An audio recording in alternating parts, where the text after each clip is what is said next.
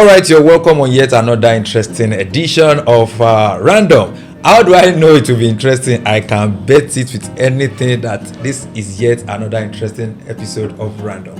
And my name is Afuda Samuel. I'm your regular host, and on this episode, I'm here with yet another guest that you will enjoy so much and so well. Thank you so much for joining us. You are welcome on the show, sir.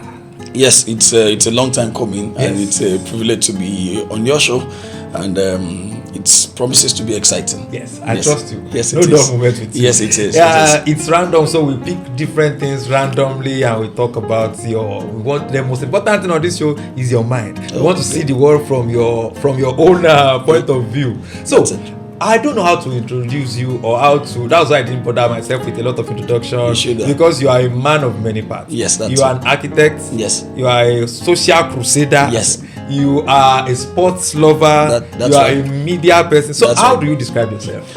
I think for me, I describe myself as the Idris Animasaun brand, because oftentimes people ask that Idris Animasaun, what exactly do you do?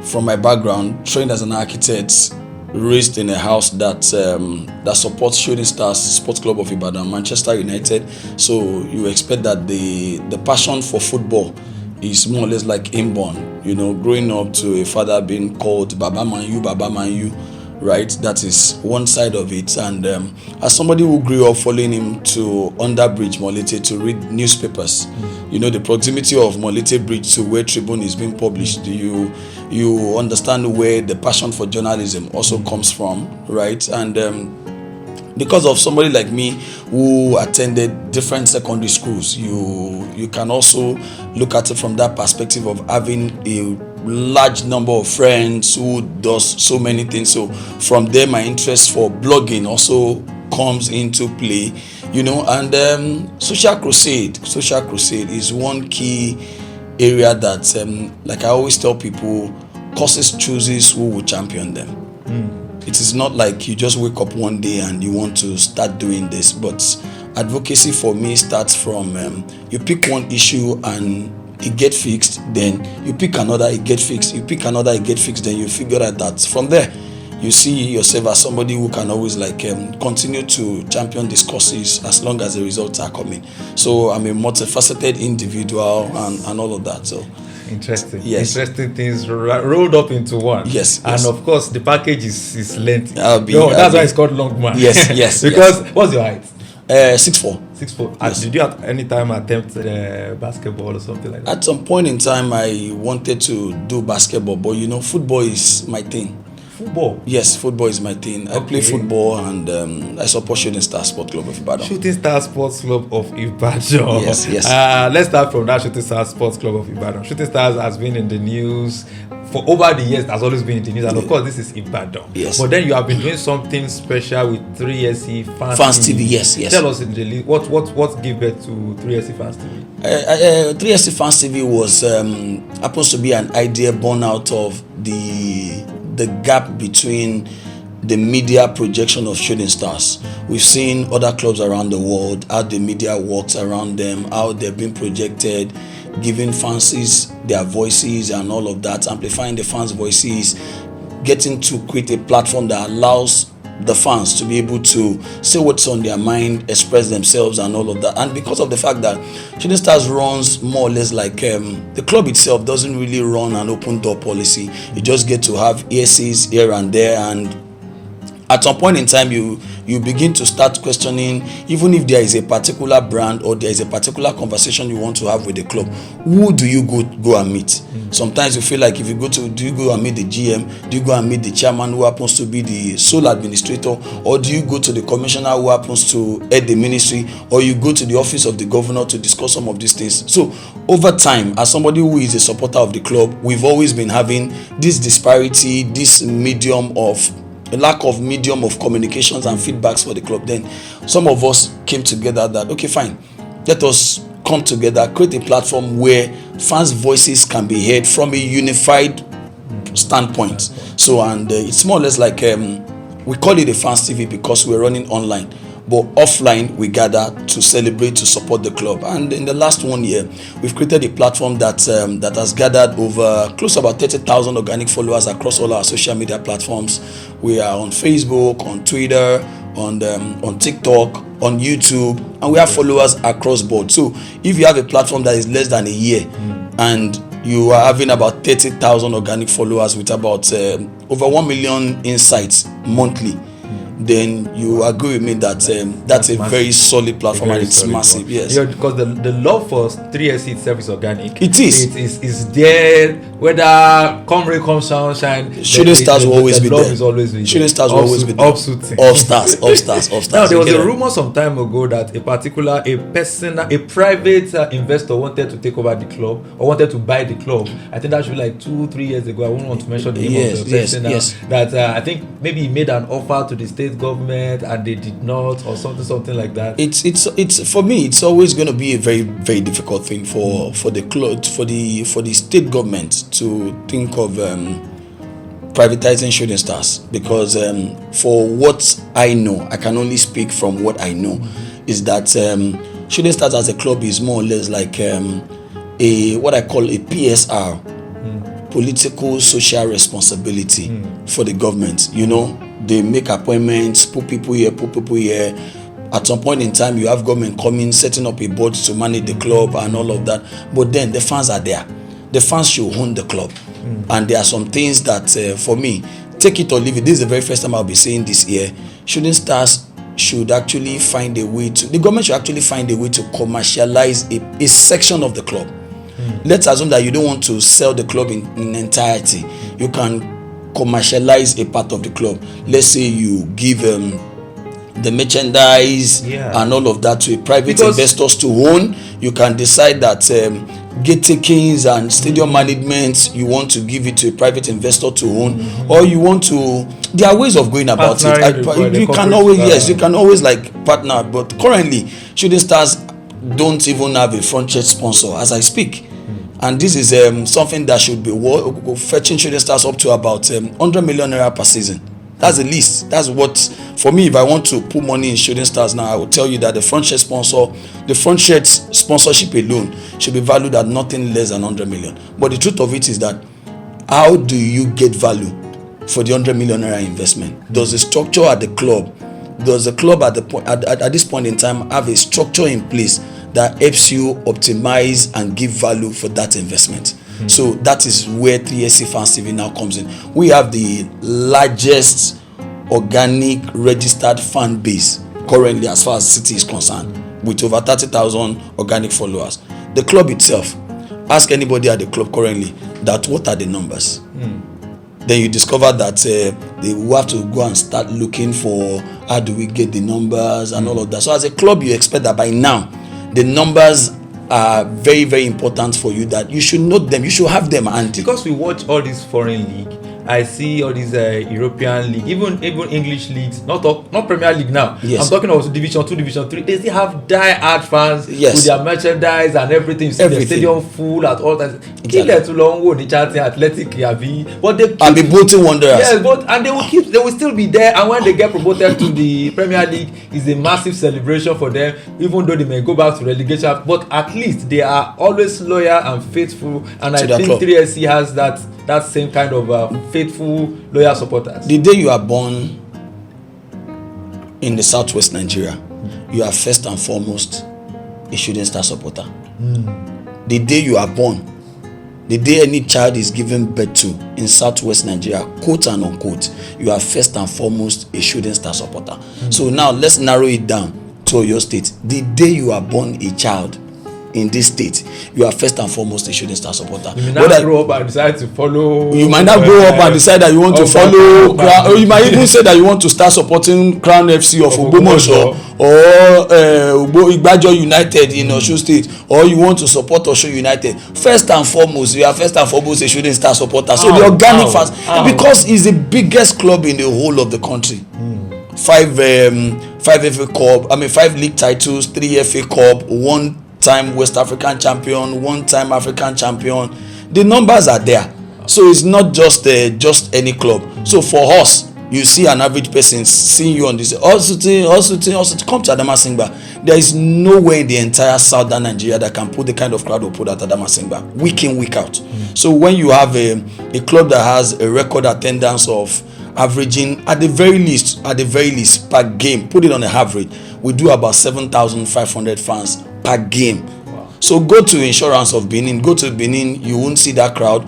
Go to Uyo, you won't see that crowd. Go to Port Harcourt, you won't see such crowd. Go to Ikenne, you won't see such crowd. Go to Mobalaji Johnson area in Lagos, you won't see that crowd. You should actually be the spokesperson of 3S. Sincerely speaking. The person who is the spokesperson of the club is doing his own job within the best he can. But then we are doing the best. You are doing a very good job with 3S Fans TV. Thank you.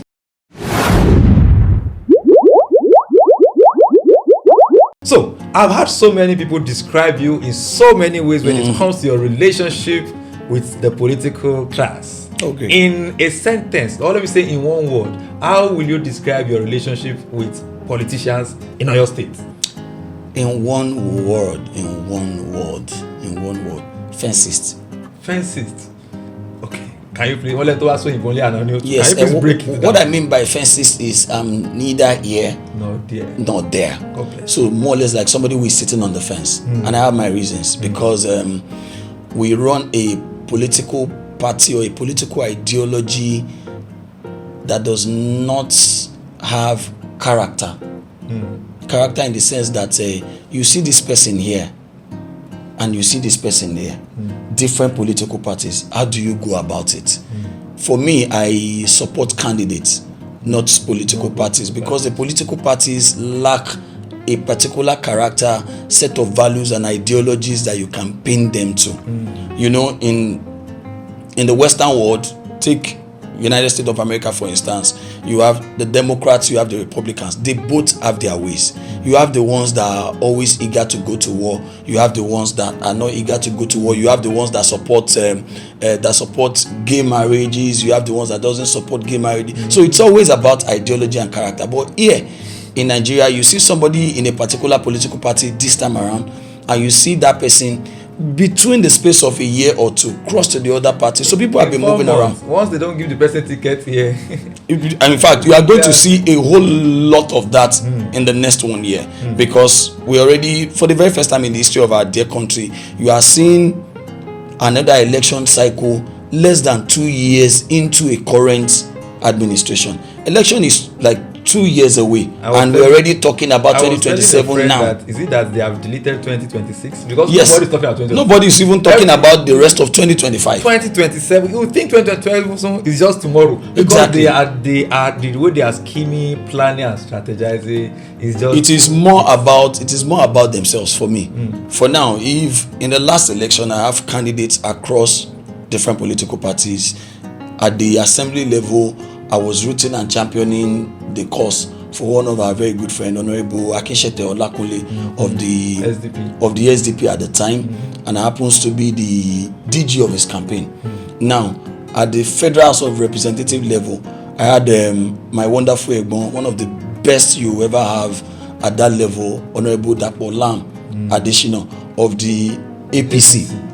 And at the governorship, I was rooting for Governor Seyi Makinde, of all people. So you see, PDP, APC, SDP. So it means that people like us were looking for candidates that we can say that I can vouch for. Yes, this is my person.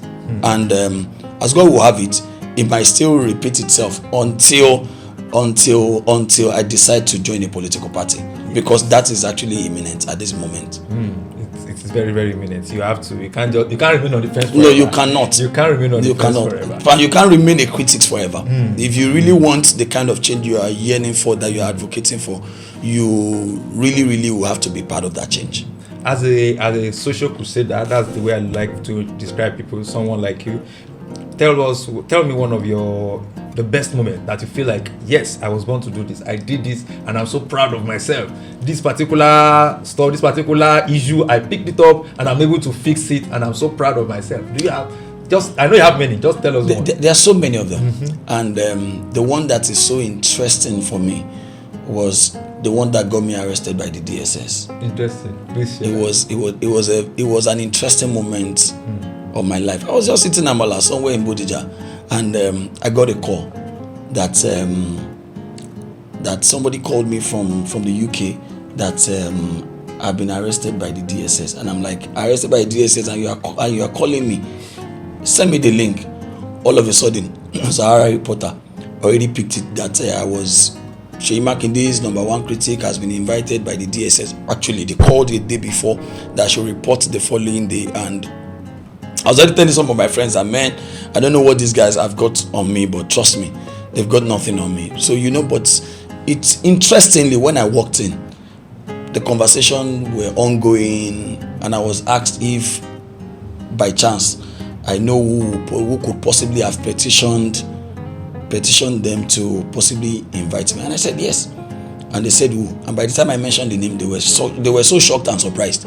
So at that point in time, I figured out that yes, I was born to do this, and the conversation kept on going on and on, something that lasted for about 6 to 7 hours. Wow. So, and it is always about, the petition is basically that I have capacity to cause disruption, malicious, libellious, all these words that, and I was like, if truly this person has got all of this on me, he wouldn't come here. He should have possibly just charged me to court.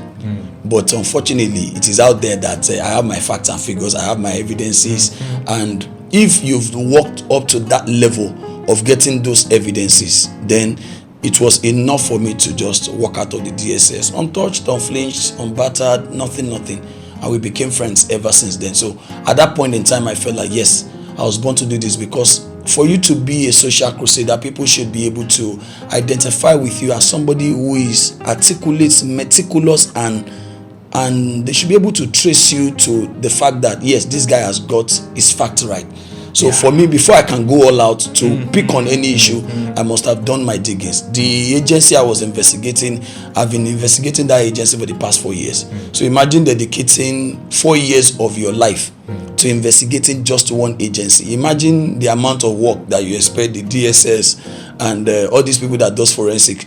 Imagine the kind of amount of work they'll be doing. But then, just like I said, just like you said earlier on, there's a whole lot for me. Is it the tankard is it the container that was left in front of you did a particular one that I'm personally a beneficiary of, and that was this big stone like this.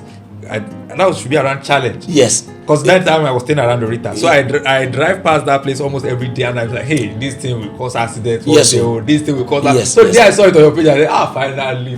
I remember. So it was around very close to where item 7 is now. So it was there for, I think, overnight, and you expect them to have picked it up and all of that. So when I got there, I got information from people, persons buyers and all of that a car actually ran into it the night before. So, but because some of us, we also had contact with the people who are supposed to respond to these things. Once we call them and they don't respond, that is when I get to post. And the moment I post about it, there is a lot that we fixed that did not even make it to the internet. I was about going there, that the kind of person you are and your network of friends, you seem to have a relationship or contact of many of these people. So many of them. Sometimes when we now see a post from you, I've read it in your comment section before, people saying, why can't you just call them and tell them this? Why must you bring it to this? So this is cloud chasing, something like that. Majority of times, I've always do their attention. Let me give you instances. For the past, there is one Yoruba that says that it's a pano igburu ayo. People like us were a refuse dump of issues that needs to be fixed in the States. If I open my Instagram account right now, you see a whole lot of DMs, people sending me pictures of dilapidating schools, pictures of abandoned blocks of classroom, pictures of bad roads, pictures of refuse dumps, pictures of drainages that is not desilted, pictures of fire hydrants being stolen and all of that. So I'm a refuse dump of all of those issues. However, before I go all out to post about them, I reach out to necessary agencies to fix. So about 2 or 3 weeks ago, when there was a restructuring of the Oyo State Cabinet, where some of the commissioners were moved from one place to another. If you drive around Ibadan around that time, you discover that some of these drums that were on the roadside, the skip bins on the roadside, they were filled with heaps of refuse, the congested, they weren't taking them away and all of that. I had so many people sending me all of those. As somebody who is very close to the government, I understand the fact that government is continuous, no doubt. But then somebody was taken from the current commissioner of environment has been moved to the Ministry of Public Works. Okay. The one in energy is moved to environment. At the time there was transitioning ongoing. Okay. At that point in time, you discover that there will be issues on who to pick. The PSP people will be thinking that if we go and pick who is going to pay us and all of that. Definitely. So we had those issues. So you won't expect me, somebody who is having an awareness of those issues, to now go all out and start bashing the government for not picking up the skip bins and all of that. Yeah, but I have inside information that there is transitioning ongoing. So but the moment you see me put out anything, trust me, I must have reached out times with that number. So it is only when I don't get the kind of response I expect, because sometimes they might provide responses and I might not be comfortable with those responses because I feel that we can do better. It is only when I feel that we can do better that they now become a public issue. That is when you see me now post those things out, then you see comments here and there, and trust me, there is barely anything I post that the governor does not see. Interesting. I was about asking that. Have you ever been chance to meet him one-on-one? The last time I met with the governor was on the day it was announced for the second time. Okay. That was the very first time I had a close contact with the governor. We never had the opportunity of discussing because there was a whole lot of people around there and all of that. But trust me, I have inside information that there is barely anything that I post that Mr. Governor does not see, and it is one of the reasons why we've been getting those things fixed. Because definitely there will be calls from the top, and at some point in time we've seen. I've gotten some responses from the governor's newsletters that I know that yes, this is a targeted response to some of the issues I have raised. You know, so when you have a government that understands, that recognize feedbacks, then you should commend them. We have a government that is responsive, that is reactive, that is that have respect for the rule of law. Because the truth of it is that we know some governments in times past that people like us won't be working freely currently because of our crusades. Yes, sir. Yes, sir.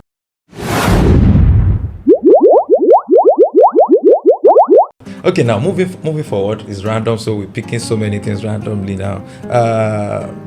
Not too young to run. Some people describe it as a scam in two different ways. The first angle to it is that I may not be too young to run, but I'm too broke to run because electioneering has been heavily monetized. Yes, it is. So I may not be too young. You may say, okay, I can contest, but do I have the money to pick up my party's ticket or a form? Yes. So that I can imagine. And secondly, you buy expression of interest, then you buy the nomination form. And these things are not 100,000, 50,000. No. They are very, very expensive. And on the second part, the few young persons who have managed to get their way into office, yes. Are they true representatives or are they worthy ambassadors of the young persons? Because someone argued that they have gone ahead to show us that there will be little or no difference even if the young ones get into power today, because they are actually worse than the present crop of politicians. If I want to be very honest with you, I oftentimes when I see people talk about not too young to run, I always tell them that I don't want to call it a scam, but I have not seen anything truly representational that will make me start clamoring or be at the forefront of such agenda. Because from now I can start listing.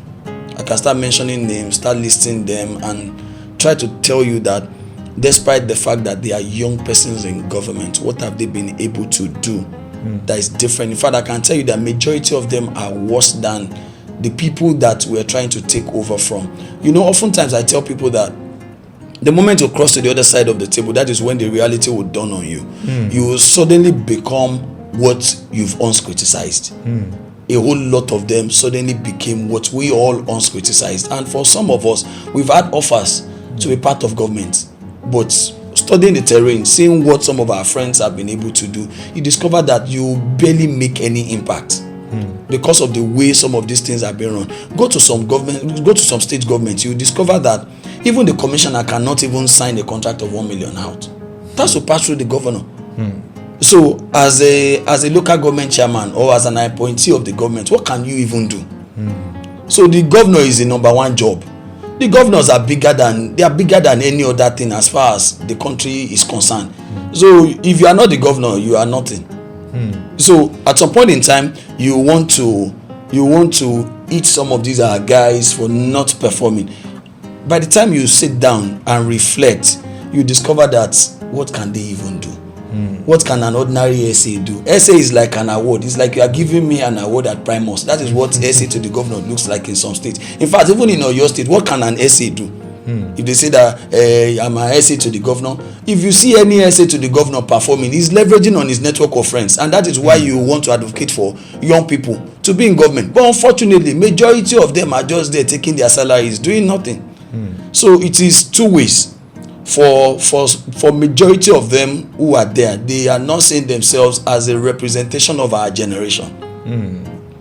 The moment they identify that, yes, I am holding this office not because of myself, I'm holding it in trust for my generation, for the generation of people that I am with, then maybe they will have the consciousness, the consciousness of the burden of responsibility to wanting to do better. But for me, I think it is about if you are fit and capable to run, please go and run. But not too young to rule, no.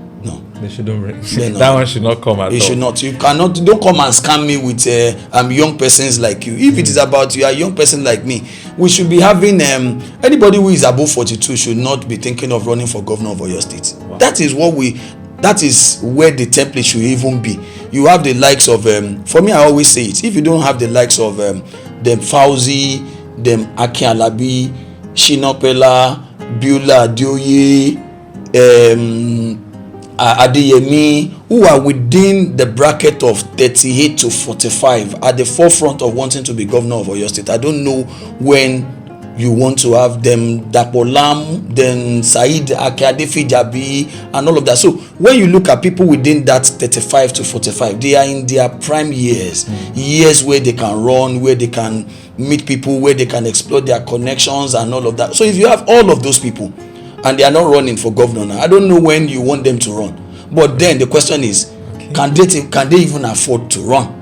Wow, where would they get the money to run? But most of these guys have occupied offices before, so I want to believe they have cash stacked up somewhere. To run for governor of any state currently, I can give you instances. You should have nothing less than about 10 billion naira in keep. Yes, you first of all throw away like about 3 billion naira to just do get tickets. Not even tickets now, to draw awareness. Because the people that you want to rule are not going to support you for free. That is where the problem is. So now, who are the problem? The people are the problem, because we are the people who are running, the people who are in office are a true representation of who we are. That is who we are as a people. So if somebody is spending close to about 10 billion naira to become the governor of a state, where do you think that money is coming from? The people who raise the money will have to take that money back. So to run for election, to run as a candidate in an election, as a governor of a state, you can't do it with less than 5 billion. You are playing to the gallery. 1 million, 2 million, 3 million, 4 million, 10 billion. We're talking of 33 local governments. The elders will take their own at the Senate level, at the local government level, at the ward level. So look at the women wing, the youth wing, the women with the youth wing, the media. Do you know how much you are going to need to do radio jingles and adverts alone? That is it. That is how expensive it is, because nobody is going to do it for free. So we have to first of all reorientate ourselves. Do you think if you say that, okay, for that, because of the fact that I know I can make a change, I want to run for House of Assembly? Do you know how much you are going to spend to print ordinary posters? Do you know how much it costs to even do online ads at the moment? That you want to do Instagram ads, Facebook ads, not to talk of billboard. So if you want to have your billboard across the 33 local governments in Oyo State, not just one, not just one. So put it in numbers, and you discover that to hit the ground running, you have to first of all do like 3 billion naira just to show. I think that's why people keep saying now that running a political career without a godfather, someone who will finance it, is actually a mirage. It is. And even if you don't have a godfather, you have god friends who have a stake, and that their stake is being monetized. They have to get it back. That is why you see contracts being padded. That is why you see contracts being you just see them in the appropriation bill, but you won't see anything. So currently you see the numbers and you try to evaluate the numbers with the infrastructure that we are having in place, and you see the disparity. Interesting. So now we've been able to touch on your interest in sports, your interest in social crusade, in politics. Now let's move to media and talk a little about media.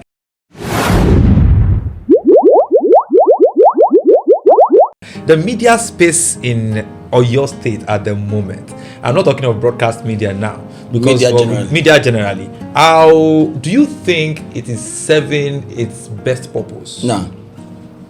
That was too fast. Yes. That now was too fast. No. Why? Okay, so for me, I have a few individuals that I read from virtually almost every morning. You are one of those few people that I read from your personal page, Primus page, right? So I read some of your thoughts on socio-political issues. I read from Adidayo Derinu. I read from Oluwatoyin. I read from Ifedolapo Eson.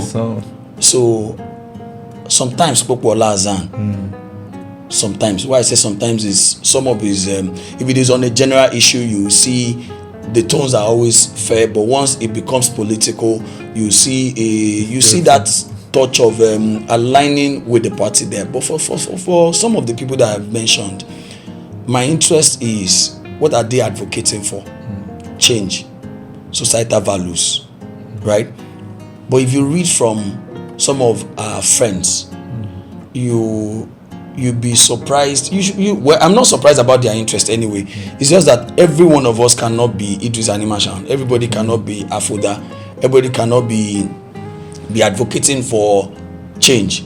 But I have discovered that the media space is a means to an end for a whole lot of people, and I may bold to say that they've been able to use the space to acquire some level of connection, some level of wealth for themselves. Even if you people put yourself together and form a group advocating for the same thing, trust me, some of these people will go behind your back and sell you out. So I've seen stuff like that. I've been a witness, I've been a victim of the same thing. So let's assume that all of us came together to say that we want to start advocating for change and all of that, and they started to reach out, and you're saying that no, I'm not doing this. The same people from that your space will go behind your back and do that same which you all first agreed that you are not going to do. So when the number one journalist in the state is on the beneficiary list of the governor, what do you want to say? What do you want to say?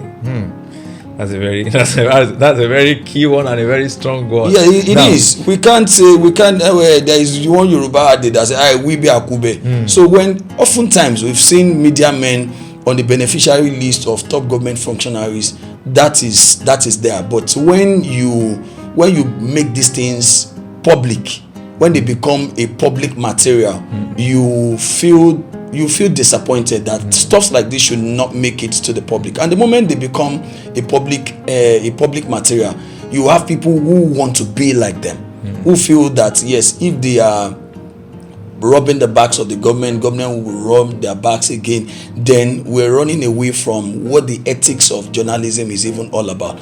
At no point in time, is there in the NBC code that at no point in time should a broadcaster say anything that possibly endorses a particular candidate. Now you are taking me to a place that is very, very interesting, and I want us to go there together. Yeah. Let's go there together. Last election, Governor Seyi Makinde, out of his magnanimity, out of his Maradona and whatever style, he got almost all the media houses, almost all the, let me say, top media houses, broadcast media houses in Ibadan to endorse him.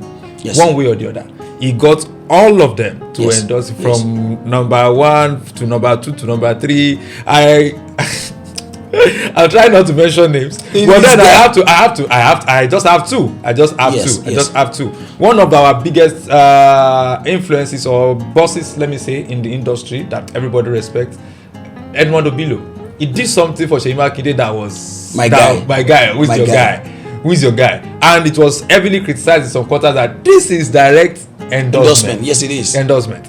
The same thing, Mayor is not left out of this particular. Our Egbon Demba, we be governor, you know. So for me, and the funny thing is that there was this speculation at that time, but after the governor came into office, maybe apart from Edmond, I think he's the only one that is yet to be rewarded in terms of a car. So that is where I'm now going. Governor. Now the point is that if you do your investigation properly, if you dig deep properly, in fact, let us even scatter it all here now. So if you do your investigation properly, you discover that there is barely anyone amongst those people who are the forefront of that campaign for the governor that has not gotten one reward or the other.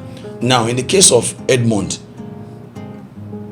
what has happened to the reward is what is expected of a professional, which is it should not be in public. Even if it is in public, it should be within some few quarters, not people publicly receiving vehicles from the government, which is obvious.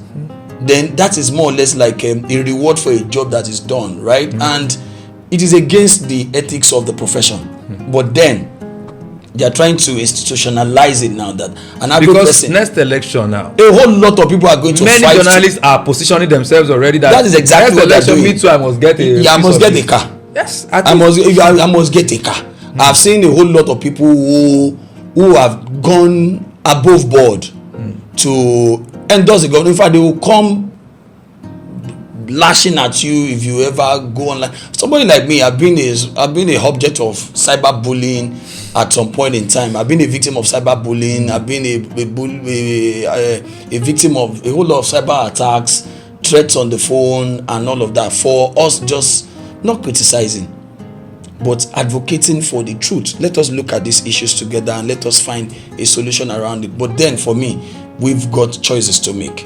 They made their own choices, but does it make it the right choice? Obviously no, because we know what the rule book is saying. But when the NCC and the NBCs and if you say that what they are doing is wrong, you are on the right path, what have you got to show for it?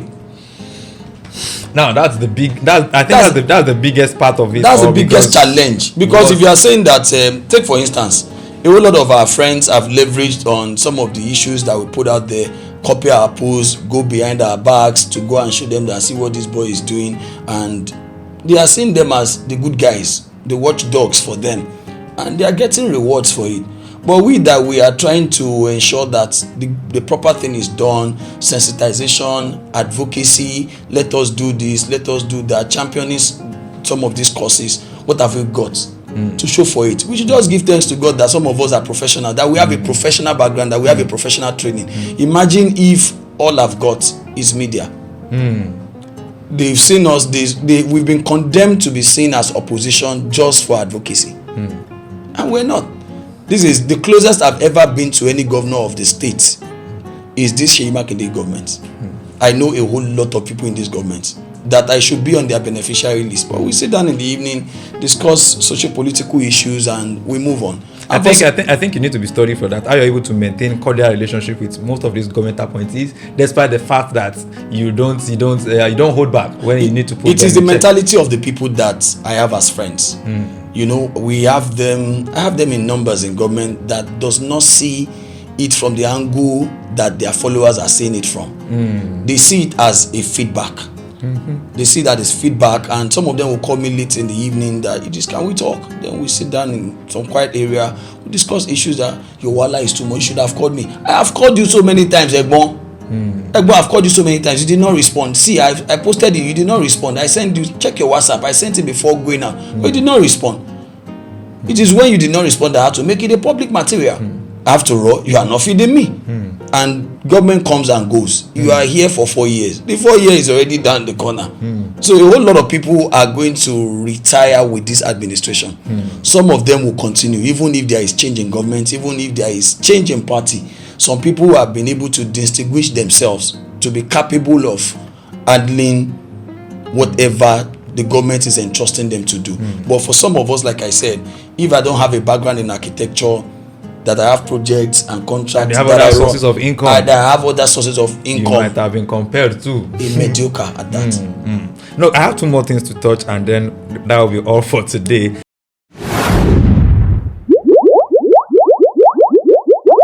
Number one thing is this: on World Press Freedom Day, I posted something on my page. I said it's World Hypocrisy Day. Yes. Because we shout press freedom, but like you have said now, most of our guys who are in the press, they are still the one instigating the people that see what this guy is saying, see what this guy is saying. World Press Freedom. Have you ever had an experience where they try to censor you or silence you? That don't say this thing. Why do you think the DSS invited me? It's an indirect silence. Emotional bullying. I might have walked out of DSS without being physically harassed. But I'm not the guy anymore.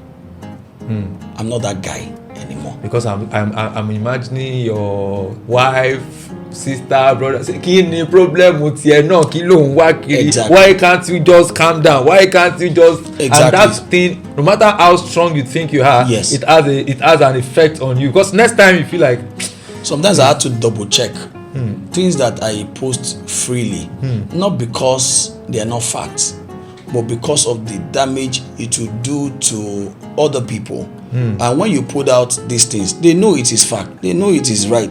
You've seen projects that before commissioning they are already spoiling, and you are telling us not to show the people what the people are. I remember the one that is not too far from here. There's a particular road on that Senator Teslim. I remember seeing it. I was there now. I was there. So a road that is yet to be commissioned, that was just fixed, and all of a sudden, just one rain, and it washed away. And you expect us not to draw the attention of the government to it. Look at the roads. Of course, you commend Governor Seyi Makinde when it comes to road infrastructure in the states. I don't think we've had it better, and I don't think that record can be surpassed, right?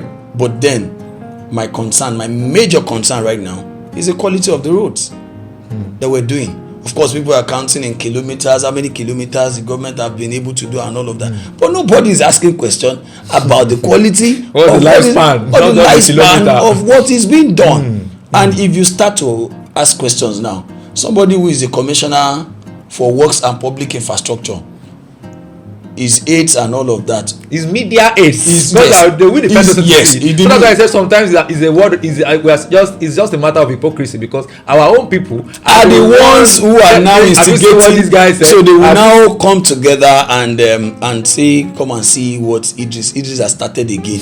And unfortunately for them, their principal will reach out, and when the principal reach out, possibly maybe late in the evening, we'll go and look at it, address this issue together. What can we do? That is where I now offer my professional advices and all of that, and QED, off I go. They will not be there when we're having these conversations. So the conversation is above them. Is way above them. I love that. So it's way above them. I love that. And the truth of it is, I always tell them, a whole lot of us have, this is 2025. In 10 years from now, people who are their media aids now, who are doing media aids now, should be preparing for what will be happening to them in 10 years. In 10 years, we will all be right to contest for governor of the state. And they are still there running for 10,000, running for 15,000 as media aids. So it's a shame on them. They should go and sit down and look at them. They should be the one in the offices where they are currently media aids for.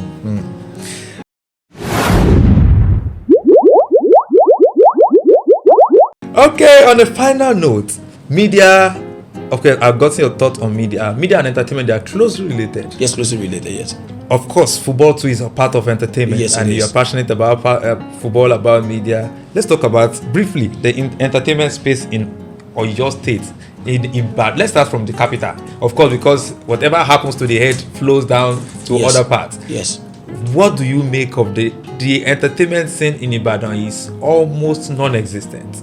Now, let me not say non-existent because we have entertainment is multifaceted. Yes. We have the movies, we have music, The we have comedy, and even music too. We have to break it down because trust me, the people who are doing traditional music, let me say yes, traditional genres of music, the Fuji guys, I think they are doing well in Ibadan. The high life guys, the live band guys. Yes, they are. But when it comes to Afrobeat, hip hop, the comedy, the pop culture in Ibadan, it's almost non-existent. The last stand-up comedian we had in Ibadan was Honorable Shete.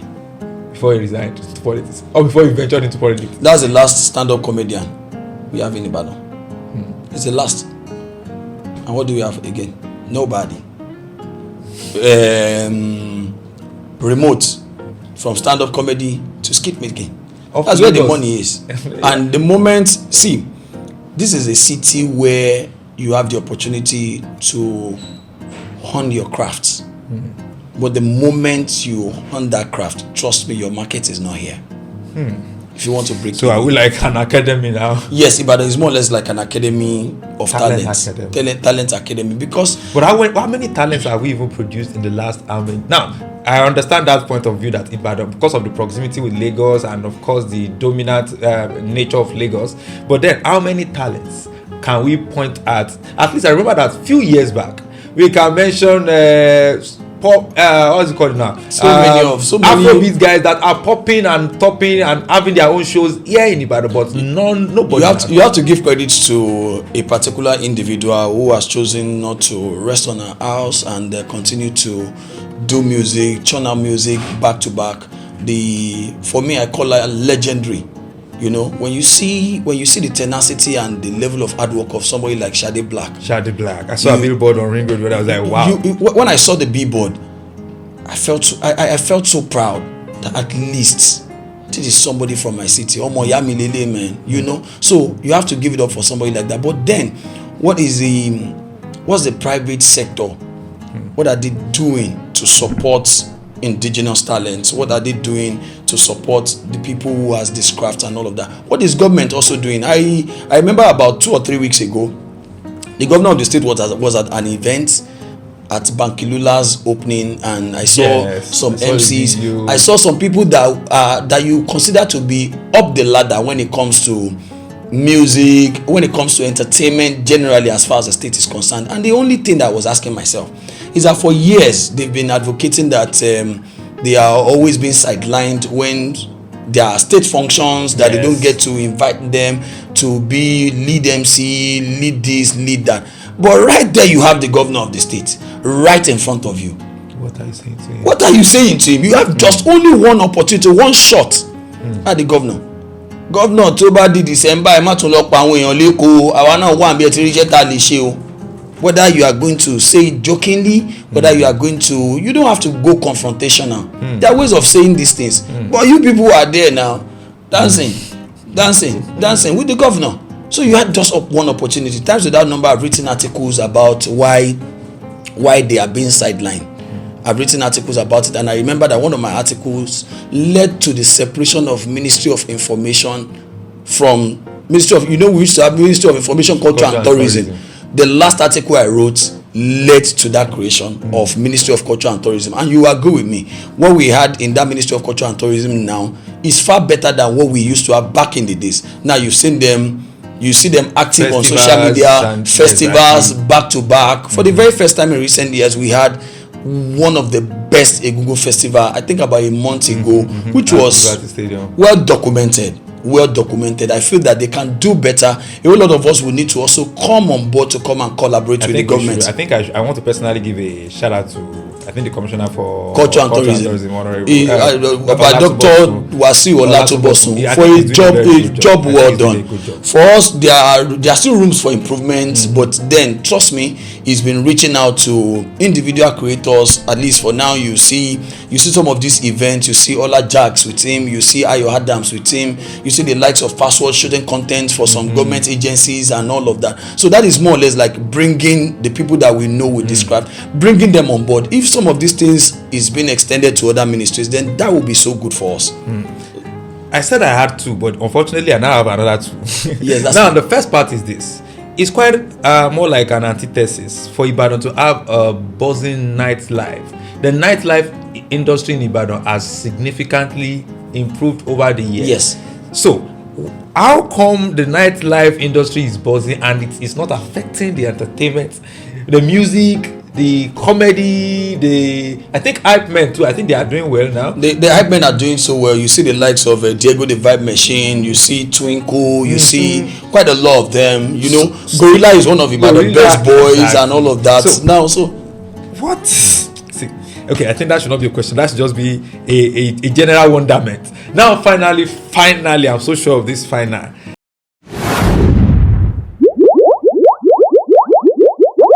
Now, you are someone that comes out to advocate for good governance. Yes. You do these things, but you still do it, how do I call it now?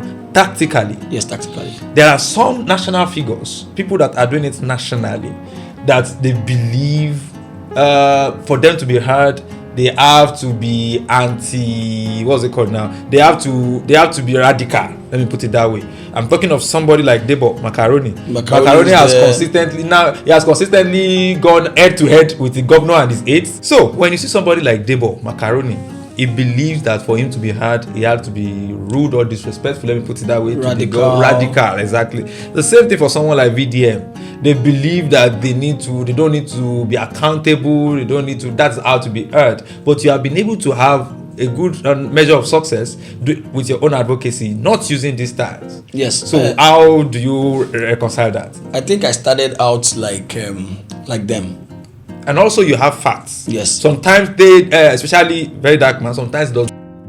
He just conjures stuff in his head and he goes. I think it's because at some point in time, stuff like this, the followership, the crowd gets into people's head, and they start to move in a kind of way that actually puts them in a very difficult situation, and that's the line between activism and advocacy. For them, they want to be seen as activists.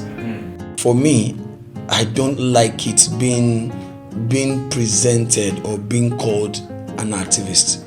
I rather take the word a social crusader or a social change advocate, because there's a difference between advocacy and activism. Advocacy, you identify the problem, you recommend solutions if you can't prefer them, you identify the problem, trace it to the root causes, and tell the government or whoever it is what can be done to get it done. Few days ago, I posted about a very big stone that is on Akala Express. You know, it was so heavy. We made an attempt to move it, to push it. We couldn't. So it means that we need the government to come and use their heavy duty, whatever it is, IAB or something, to lift it off, because it was owned by LEDCO. LEDCO is a contractor to the Ministry of Energy and all of that. So for me, I've been able to understand the fact that, yes, credit to Rotimi Ige. Why I say credit to Rotimi Ige was the fact that when I started out as an advocate, my write-ups were always being heavily worded.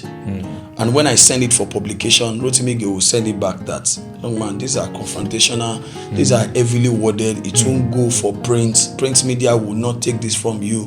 And I had to start refining them. That was way before AI came, right? So I had to start refining them, learning to choose my words carefully, so that you won't see traces of malice, you won't see libel.